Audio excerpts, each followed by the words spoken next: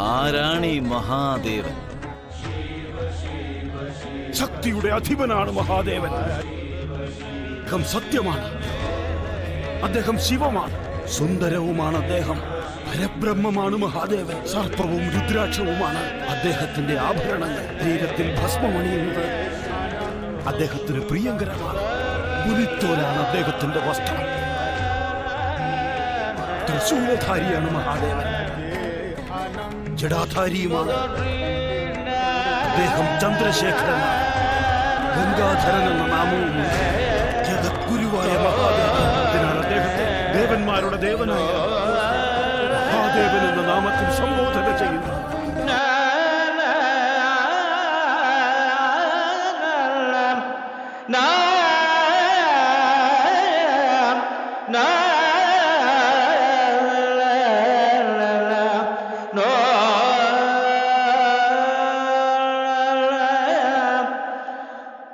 No